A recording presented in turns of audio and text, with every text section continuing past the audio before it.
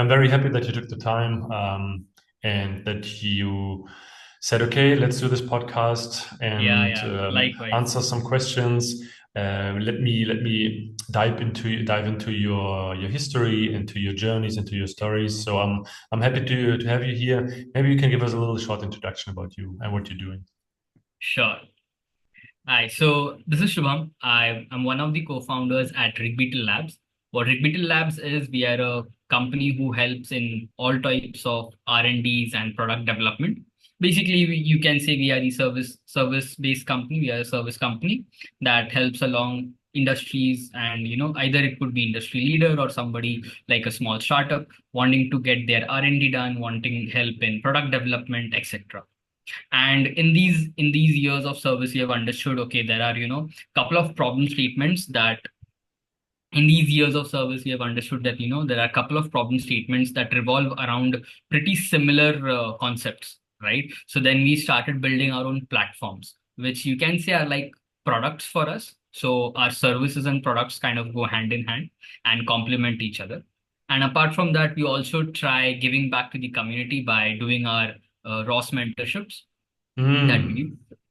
Right. But that's a very small part of what we do. Our major business is doing R&D and building products, innovating products, doing research. That's our main goal. Yeah, thanks for the introduction and the overview. I think we'll come back to those points later on. I'm always very happy if people are able to and willing to share a little bit about their background and their history, and yeah, the journey, how they came into contact with robotics, automation, manufacturing, and yeah, I'm very happy to hear how your path developed. Sure. So it's pretty much it started in college itself. I was in my so in India here we call it something like a BTech program. It's a 4 year Mhm. undergrad degree. So over there, I was always keen on to software. I was always keen on something of robotics and around those space. So I took admission for that, and I met the right set of people actually. I met the right set of people in the right set of time. So those 4 years were the formative years of, leading me towards what today I am. So I was in the very right group, doing all sorts of robotic competitions, moving roaming all across India for competitions, maybe it big, maybe small, all sort of competitions, and that's where all the growth stuff happened. So it all happened in college. In fact, I still remember in the very first year of our college, we attempted to build a semi-humanoid robot. Okay, Yeah, pretty and ambitious. yes, exactly. That was pretty ambitious, and all credits to my teammates along with whom I've built those. And guess what? Those same teammates today are my co-founders. So the Right. journey started very early. You guys found each other and stuck together throughout college, and started to build a company afterwards. Right. So it was pretty much like that. 4 years we played almost all competitions. We went through everything, and one thing led to the other. Pandemic happened, and 2020 is the batch when I graduated. So we were the generation, or we were the batch that just graduated in these four walls. So we are like, one day we are writing exams, another day we are like, okay, we have graduated, great, kudos, and yeah, back to work. And we were freelancing on those times, right? So there was no one telling us, okay, go sit for this placement, go do that, go do this.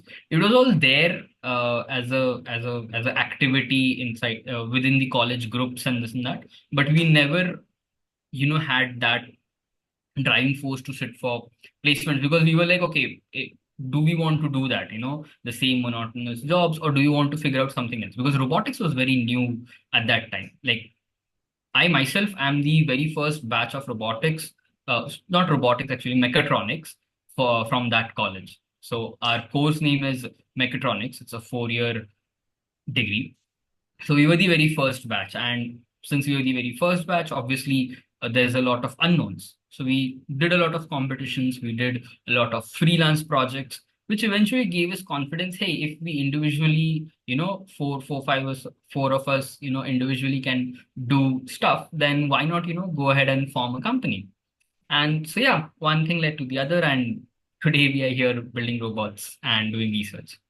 And do you think that this intrinsic motivation of doing freelancing and also the, as you said, traveling around India and being part of those competitions, do you think this really helped you to build an entrepreneurial mindset? So you, after coming out of college, you are not thinking, where can I apply? What company I can be part of versus I'm building my own company? Do you think this was, yeah, pretty much the driving force? Yeah. If you put it like that, then yes, because I still remember we were also a very crucial part of doing activities like robotics activities and technical activities. I still remember the same friends that I have right now who are also my co-founders. We formed this club in our college that used to take care of all technical robotics activities. So we used to host hackathons, we used to host fest, college fest, and all of that. So right from getting sponsors to gathering people, marketing, all sorts of it. So designing posters to designing t-shirts to gathering sponsors to organizing the event, making sure the venue is right, making sure the props are right, making sure the decoration is right, making sure the social media marketings are right. All of that was done. And I think, yes, if I now think in that way, like how Steve Jobs says, right? You can only connect the dots by looking backwards. So yeah, Hmm. those were the activities, that maybe helped us in a way to take this leap of entrepreneurial journey. And something I'm always interested in. So people that are very long in academia and then trying to make a business out of it. There's a lot of uncertainty because some of them don't have that much of industry experience. And so as you started in academia and then built your own company, but you're still in R&D. So how is that related? How is that working for you guys? How hard was it for you to get in contact with potential customers? Yeah. So initially, always the first drag, the first initial push is always tough.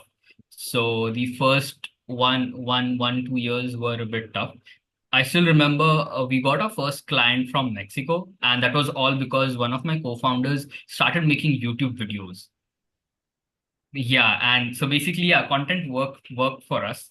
That's how they discovered us, and that's how we got our first consulting project. So then we were like, okay, we can do this.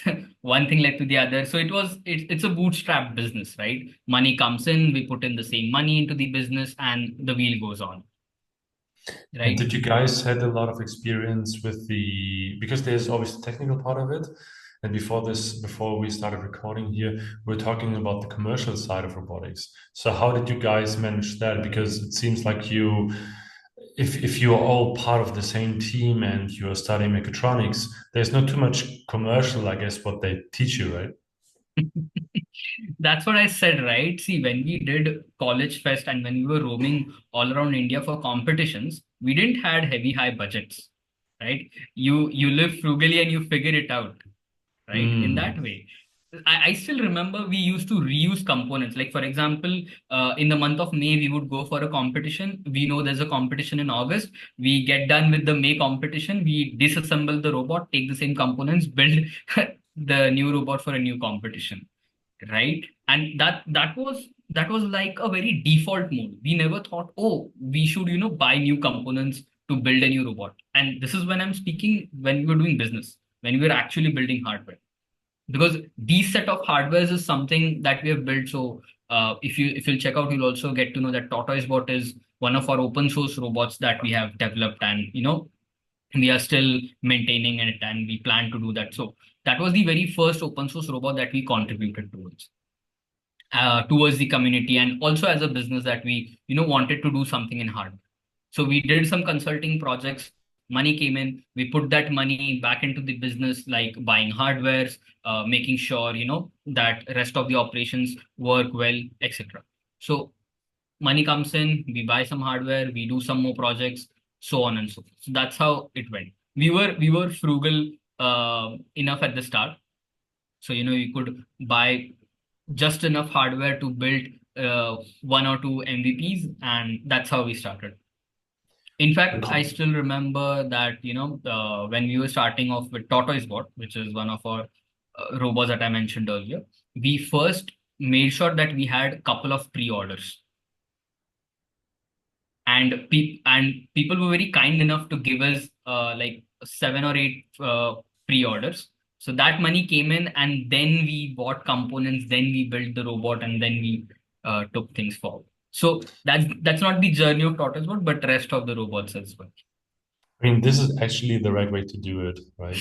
A lot of people are afraid of doing this, and I've seen many founders struggling with that because working on a product until the product is ready and perfect and fully functional. So then you are giving the customer who's paying for the products the thing that he is expecting, right? Versus, am I really building something that I can sell? So taking pre-orders, not everyone has the opportunity to do that.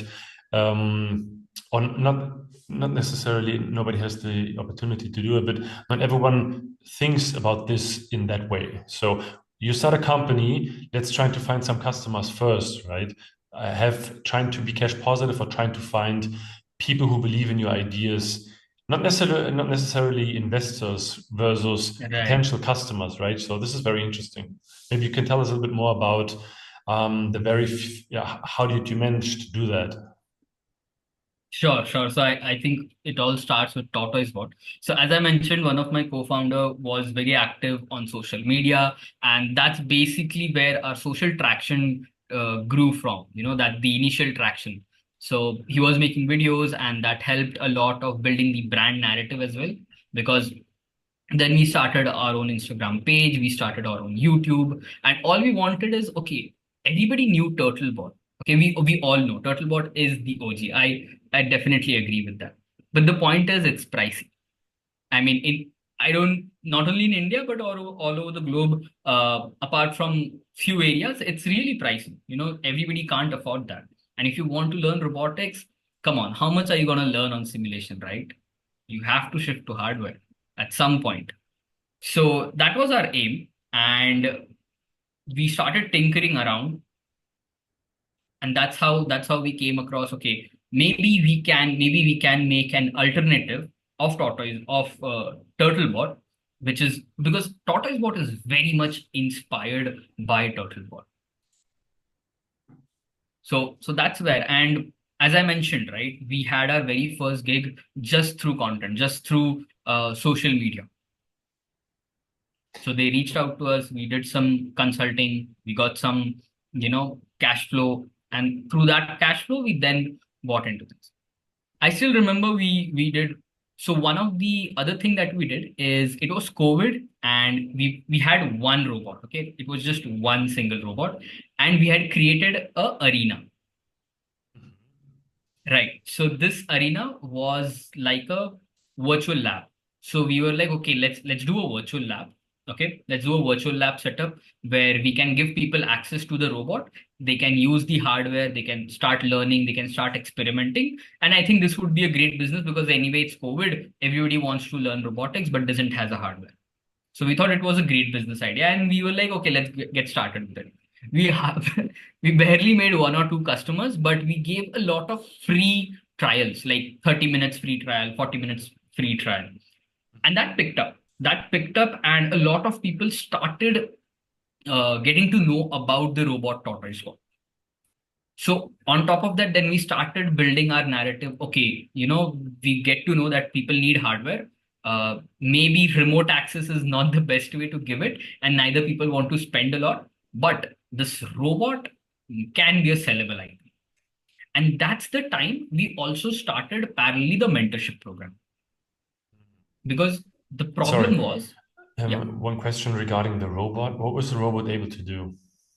So the robot was a replica of not replica, but an inspired version of Turtlebot. It it was like a DIY kit that can do autonomous navigation. It has a Raspberry Pi. It has a camera, so you can do OpenCV stuff. You can do point A to point B natural navigation because it has a lidar, and it has a differential drive mechanism. So So that's what. your potential target group was already research. Right. Research or anybody who wants to get started with robotics or wants some hardware to implement their research. Two groups, right? Initial phase where people in their first year, second year, for they want to experiment with robotics, or people are doing their research. They have done a lot of simulation. Now they need hardware to experiment. And at that time, in fact, today as well, TortoiseBot is still catching up, but TurtleBot has a good market share, specifically in research, right? You can see a lot of researchers, uh, mentioning and citing their TurtleBot that they used in their research. So that's there, and that was the case there back then as well. What was the price point? So we started around 15,000 INR, which should be around $200. Okay. Yeah, if I'm And not wrong. and and can you remember how many units you shipped? So back then we started with like 7, 8 units, and Hmm. then we picked up. Then we picked up pretty much. In fact, so much so that Construct today, if you buy a Construct masterclass, you get our robots. And are you able to disclose what kind of volume you're having today? Yeah, we are all over the globe. First thing I'll say. I don't have the exact numbers, but definitely reaching hundreds or more than that. Hmm. I have lost count.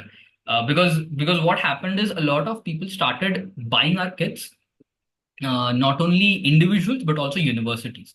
And as I Hmm. said, the Construct, right? They have a massive reputation in terms of education and courses, right? So they partnered with us, and whenever somebody buys their masterclass, it involves a hardware, and we ship that hardware. So that's a pretty good partnership for us. In this way, a lot of universities and colleges bought like 10 15 of robots, because now, uh, if you see a price point for TurtleBot, it was it was somewhere around like 80,000 INR, right? Whereas our TortoiseBot was like 20,000, 15,000 INR. So you can buy couple of robots instead of buying just one or two TurtleBots, This right? is So just, as you said, so this is just uh, how do you say this, business model, correct? I don't know. I don't want to say this as a business model because we never thought of making a lot of money out of this kit. Because see, Hmm. if we are selling this at this cheap, obviously, we would be making barely some margins, right? And our goal was never to make margins on it, and neither we make. Okay. Our main business is, as I said, B2B. Our main business is B2B. We help small scale startups. We help MNCs in their product development journey, R&D, so that's our main. This is more to capture awareness and attention towards the market. And another thing, as I said, we were the very first hand experience. We had very first hand experience with this problem. That okay, we are college kids. We don't have money to buy TurtleBot, but I want to experiment with robots.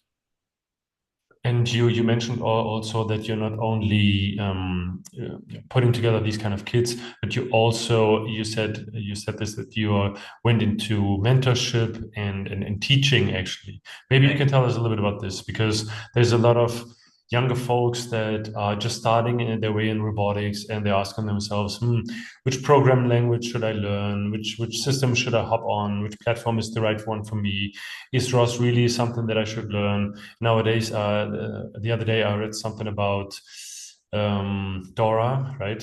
So this is the open source model platform, robotic platform from Hugging Face.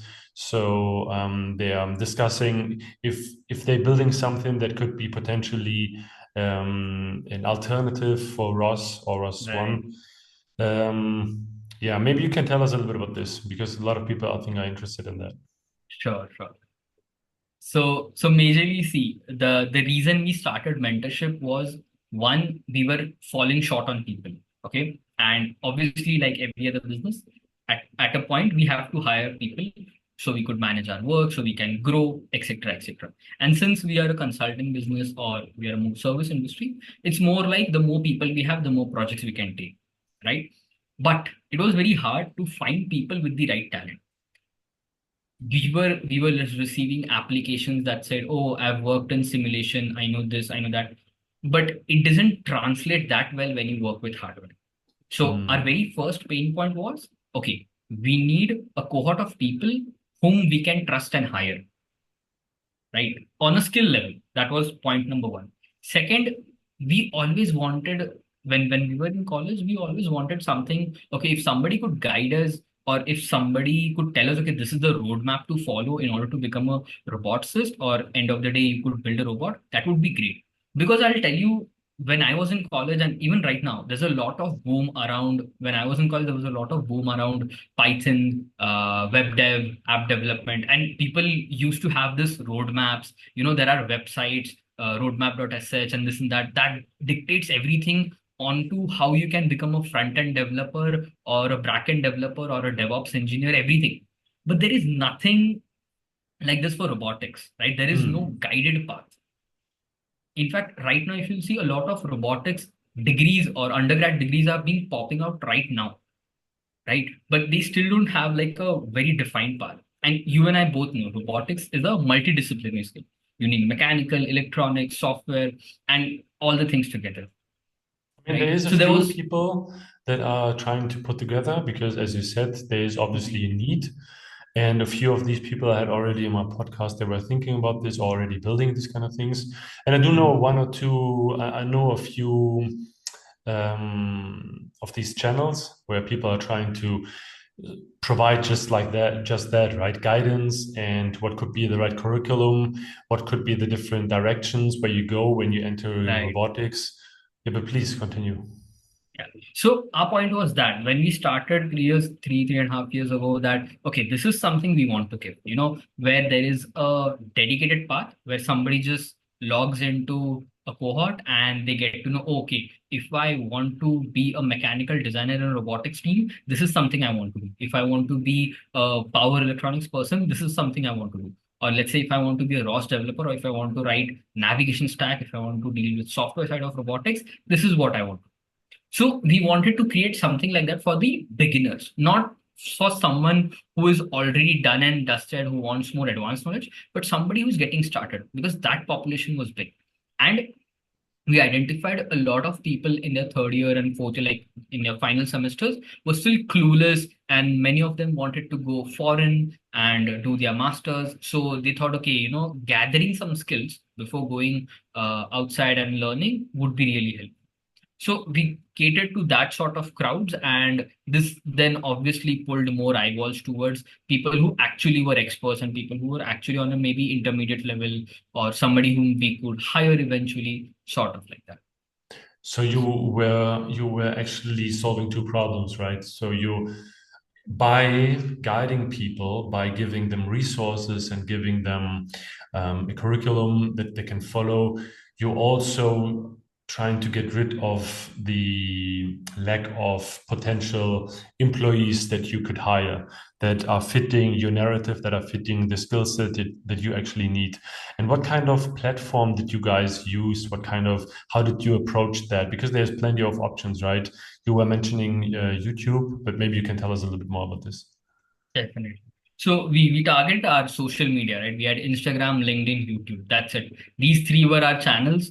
And yeah, that's how we used to reach out to people that, okay, we are doing this. If you're interested, you can fill this form. Then we used to contact them. And that's how it went. And you also mentioned there are a lot of YouTube channels, and there are a lot of individuals who are doing this, sharing their knowledge, how to go ahead. And trust me, the more we do it, the better it is. So there is never a competition, specifically in this education sector. I see it's always a collaboration. It's always a push ahead, because end of the day, the consumer is winning, right? The more number of people get together and talk the right things about how to get into robotics, what's the right path, do this, do X, do Y, it's always going to be better. And the other thing that we wanted to do is we didn't want to make money out of it, majorly because one, we never aspired to be an education company, as I mentioned, right? So we wanted to have our B2B segment purely there. And secondly, we ourselves were in college, and we would never be able to afford very high paying courses, right? That you see right now are in robotics. So we wanted something that is pocket friendly, something that can be easily managed. And that's where we come in. We offered cohorts at a very affordable rates. So we used to have this five six member cohorts every other month, or maybe sometimes twice a month, thrice a month, depending on how we have time and how we have the demand on that. Now So, it's a bit reduced since there's a lot of work and there's a lot of things going. So, but yeah, we still try to engage with the community. I've started this masterclass segment where I try to do a masterclass which is open to all, um, which maybe helps a lot since we have reduced on the mentorship end. mm. And can you tell us a bit about, you said that such a cohort will become, how do you say this in English? Will be made out of 5 or 6 people. But how many people, how big is the company? How many people are you in total? So the company, Yeah. RigBetel Labs, is currently around 18 people team. Yeah. Hmm. Okay. So, and then a few of you guys take out the time of your daily work and the projects that you guys are working from your customers to conduct such cohorts, correct? So right now it's just me Ah, who okay. does it. Ah, okay. Okay. Right. Right now it's just me who conducts. That's the reason I said, right. One, we never aspire to be a education company. It's just a Yes. way to giving back, right? And yeah. And what kind of like I said before, or like I asked before, the what kind of platform are you using? What kind of how long is the cohort, and is there a place for people to place their documents? How do you operate? Right. So earlier we used to operate on Google Meet, Zoom, and all of that place. Now, recently, 6 months ago, we got an LMS. We got everything structured. So right now, if you register, it's a pretty structured operation where you go and Hmm. register. You have an LMS. You can see all. It's basically a 2 month program, so you get to see all the video lectures that are going to happen, and everything is live, by the way. It is what? It's live, live, Ah, yeah. Okay. live over the Zoom. Hmm. And how It's long is the not cohort? pre-recorded. So cohort is around 2 months. It's a 2 month cohort Hmm. Pretty where, long. yeah, we try to inculcate all the major foundations over there, like how someone can get started with ROS. What are the Hmm. foundation? Everybody knows, okay, it's a thing that you use to build robots, right? But nobody knows, okay, what happens underneath? Why do we call it a publisher node? Why is it a subscriber node? So on and so forth. So Hmm. we try to dive into as depth and as core concepts as possible, and then we top it off with applications and projects that help them understand the concept in a holistic way. And how many people made their way out of the cohorts into your company? Into a company, couple of them. Two of them are still there right now.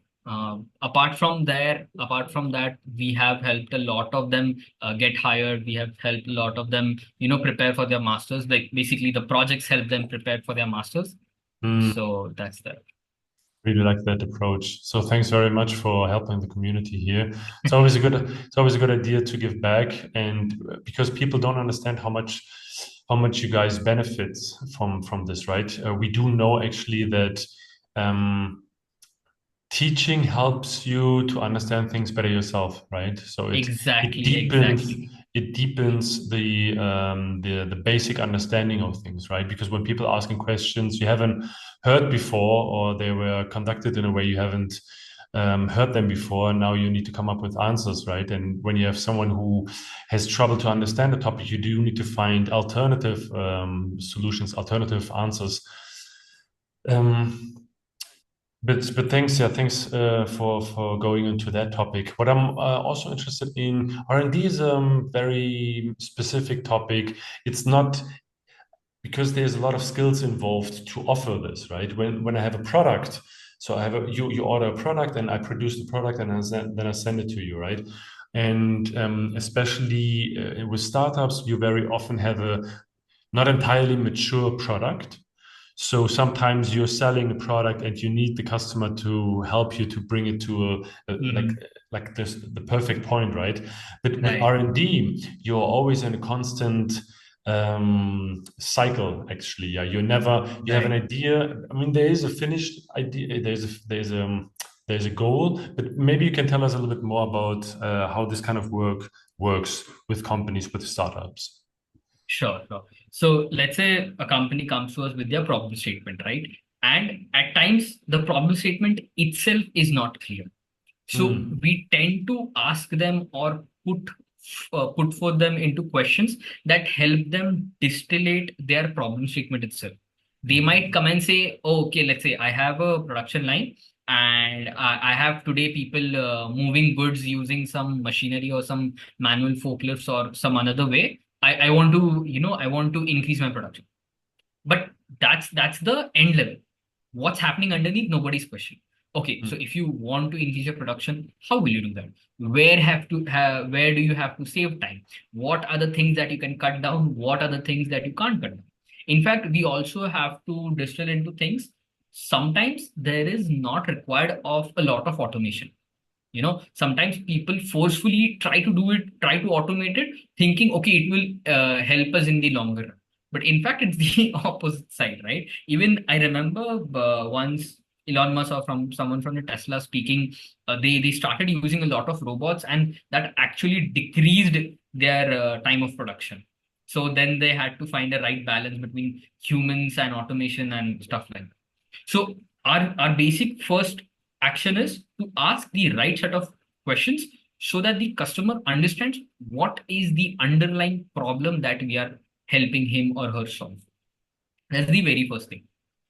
Now that is This done. is sorry. This is I just wanted to say this is the right way to do it, right? It seems so obvious, but a lot of startups are having it the other way around. So here, this is my solution.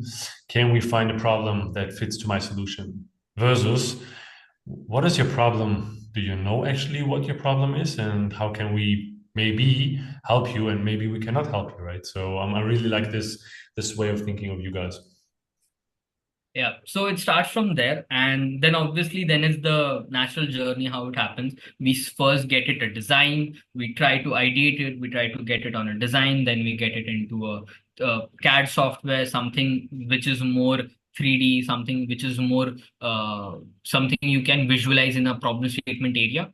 Then we go back and forth with the customer saying, okay, this is what we are thinking. Is this the right way to approach your problem? Do you think are there any concerns like it could be that it can't operate in such a smaller area or a bigger area? Is space a question over here? Is mobility a question over here?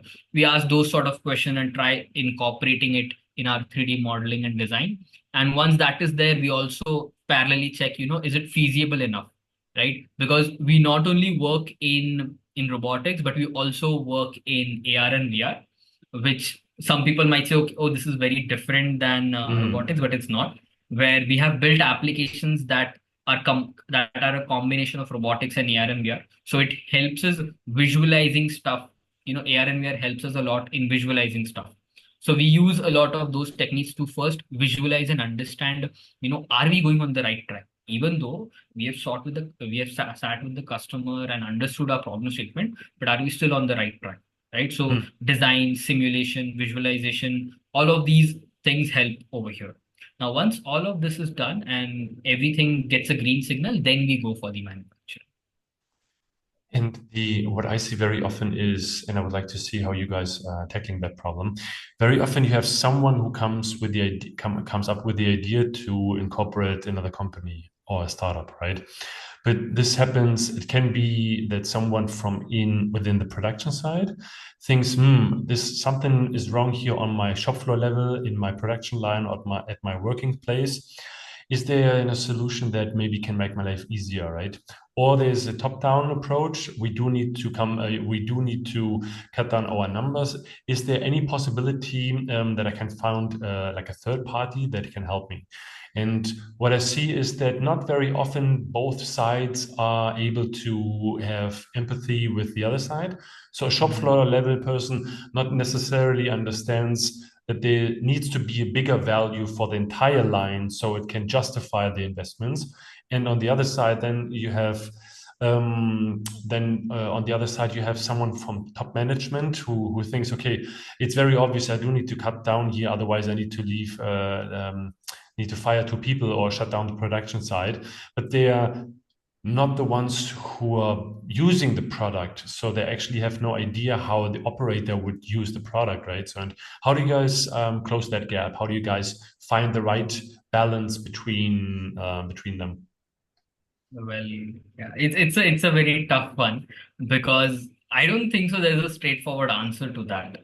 It's a very situational question. It's a very but it's a very difficult thing to go wrap our heads around. There's no solution asked for that. But I think one way is sit and speak, make sure that you tell all your points, you tell your all your plus points and minus points, you make them understand, okay, this is the reason that we are doing it.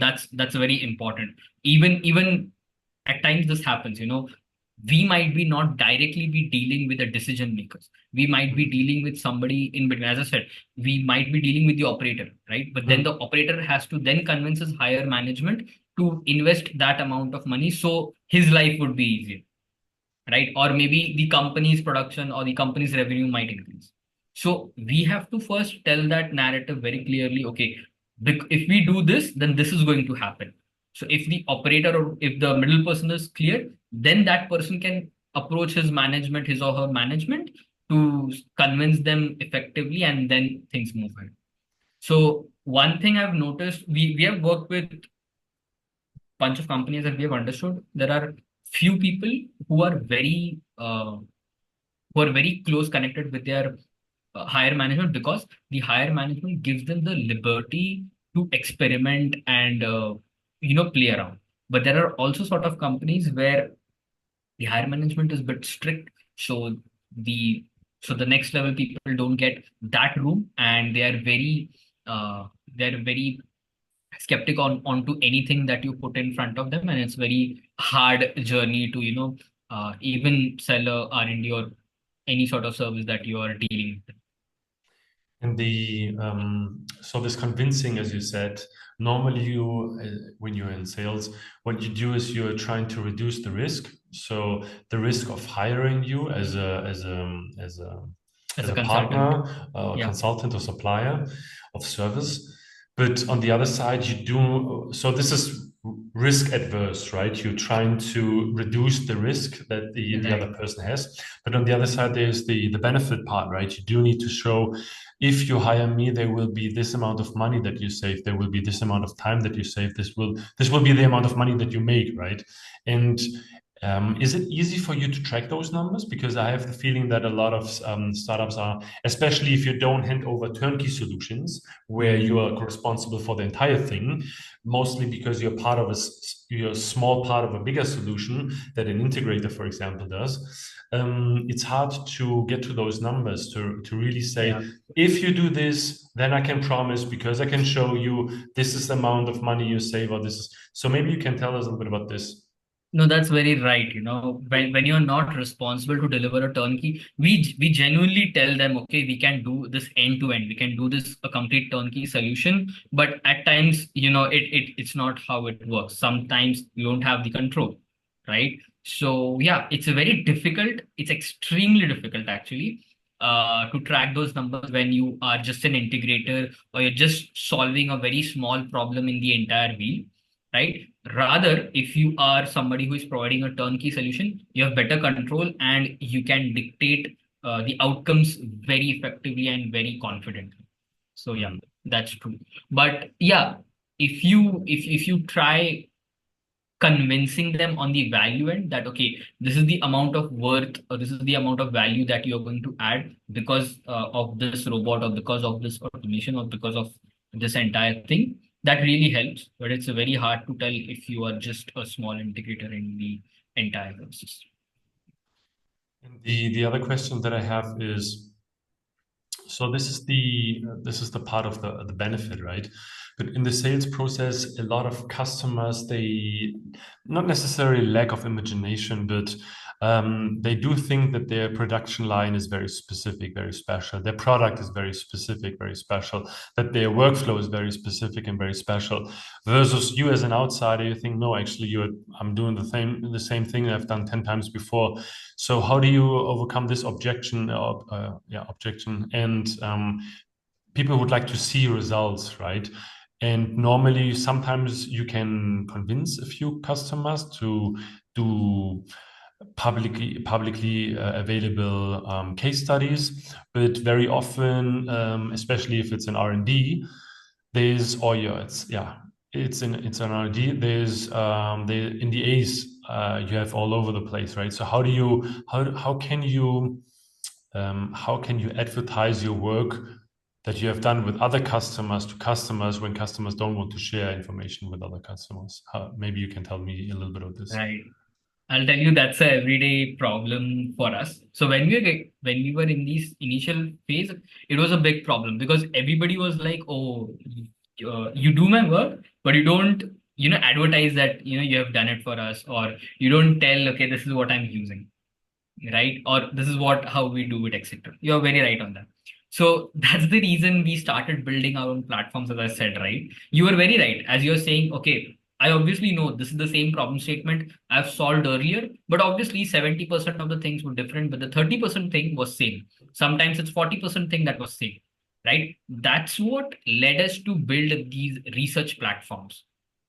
So we started building these research platforms as in-house development, and today we sell it as a product. So that could be that could be something where a research organization just takes it and builds on top of it, or it could also be a startup who wants to build their product but don't want to do all the grunt work and they want to just focus on their end goal. We supply our platforms over there. So the short answer to this is you build your own prototypes, you build your own examples in-house. So that is something then you can take as a portfolio and show, hey, look, I think you want to you want to do something similar. I might have like a 50-60% match. This is what we did in-house, but maybe adding the 40% customization, this is what we look at. So that really helps. And as I said, that also led us to get another revenue line for us. I think it's interesting that you're already saying, look, what I got here is not your 100%, but it's like 60-70%. And I really like this approach because it's much easier to realize. And a lot of startups putting themselves on the position, unfortunately, there's nothing I can do, right? Not thinking about how can I do it. I mean, I do have customers and they don't want to show it, especially if you have automotive, for example, right? So there's very high requirements and there's almost no exchange. I mean, there is on top level, and sometimes there are collaborations on very expensive R&D stuff. But the majority of customers, I don't want to show, but I want to see, right? And as you said, okay, this is something I built in my lab. Yeah, but it's not a running production line. How can I know that it runs, right? And so finding ways through that jungle and through that very difficult conversation, because in the very end, what is it about? It's again about reducing risk. If I buy your product from you, it's easier for me to believe if I've seen that you have done this for other production lines that are very similar to mine, right? And you don't want to get stuck in the POC cycle that is never going to get you anywhere. So an interesting approach here. Yeah. And that's where in robotics, today, this is an approach for everyone who is getting started or who wants to build demos for their clients, Use simulation. Today we have Isaacson, we have Gazebo, all these powerful tools over here help you build simulation, and that could be a pitching thing. And that could also be a learning journey, a starting point for someone who is getting into robotics. Today, you don't have to invest in a lot of hardware.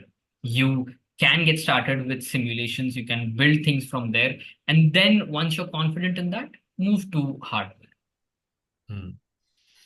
The commercial part of it, especially if you're coming out of academia, you said that you were organizing a lot of organizing a lot of projects and hackathons, you said, and other competitions you've been part of. Then you get used to the commercial part, the negotiation part, the part where you do need to find a voice to talk about your work, the confident that you can, because you have seen different situations, you have dealt with them, so you have the confidence. Okay, I did it again. I did it a few times now. I can do it on my own or in different environments. But there's still a lot of uncertainties, right? You said that you had on marketing very early on, but what about the gaps as a founder? What about the gaps that you don't have too much experience with, accounting, but like Right. doing sales and marketing in a very good way. So not only, okay, my product is very good and it sells itself. Can you tell me a little bit about this? Yes, definitely. So all three of us, me and my co-founders, we are from engineering background. So obviously there's a lack of accounting, there's a lack of bunch of other things. I think social media marketing is something that came very natural because we were very much onto Instagram and YouTube. So that's a thing where we were able to relate with our generation and how things went. But the major hiccup comes when is you're running an actual business. Okay, this is no more a club that you're running. This is actual money coming in. You're actually hiring people. People are dependent on you in one or the other way. So one thing helped where one of my co-founder who she's also the CEO, she started taking up these courses, and she has been to a couple of masterclass and courses into IIMs and all, helping her understand how we can make this better. Where me and the other co-founder, we focused on the tech part. She's the one who focused on the everything that is non-tech part. So that could be business, that could be finance, that could be bunch of other. Sales is something I think we three founders, we take it on ourselves and we do it. That's something maybe we have to do that. There's no more other answer to that. But the nitty-gritties of the finances, of the accounts, and that part is something taken care uh, from my other co-founder, as I mentioned, and she's also the CEO. What helped her as well is taking on courses, listening to people who have done that, been there, and speaking with a lot of people. You know, that's where, as I said, we also get helped from the community itself. So it was very natural for us to also help back for towards the community. So it was a lot of knowledge sharing. It was a lot of courses. It was a lot of YouTube. It was a lot of breaking things here and there, not only in robots, but also in the finances, plus minus here and there. And yeah, you have to break things before you make it fly, kind of that. I really like the positive attitude that you have towards those challenges and the very natural way of dealing with them.